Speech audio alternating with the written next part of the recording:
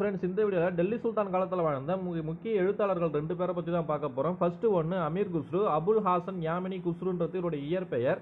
இவர் பாரசீக மொழி கவிஞராக திகழ்றாரு. இவர் எழுதிய ஒரு நூல் கேட்டால் தாரிக்-இ ஹலாய். இந்த நூல் அலாவுதீன் கில்ஜினை பற்றி குறிப்பிடுது.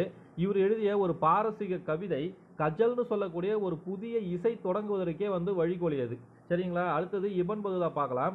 அபு அப்துல்லா முகமது இபன் பதுதா. இது இவருடைய இயற்பெயர். இவருடைய மொத்த பயண குறிப்புகளுடைய பேர் பார்த்தா ரெஹிலா அப்படின்னு சொல்லிட்டு வச்சிருக்கிறாங்க. இபன் பதுதாவுடைய பயண குறிப்புகளுடைய பேர் ரெஹிலா.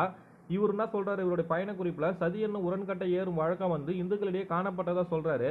கடிதங்களை ஓரிடத்திலிருந்து மற்றொரு இடத்துக்கு கொண்டு செல்வதற்கு ஓட்டக்காரர்கள் இருந்தாங்க அப்படின்னு சொல்லியிருக்கிறாரு. இந்த இபன் பதுதா முகமது பின் துக்ளக் காலத்துல தான் இந்தியாவுக்கு வராரு. இந்த மாதிரி டெல்லி சுல்தானுடைய முழு அட்மினிஸ்ட்ரேஷனையும் பார்க்கணும்னா ஃபர்ஸ்ட் கமெண்ட்ல இருக்க லிங்கை யூஸ் பண்ணுங்க. PDF வேணுன்றவங்க அந்த முழு வீடியோவில் PDF வேணும்னு கேளுங்க, கண்டிப்பாக தருவோம். தேங்க்யூ.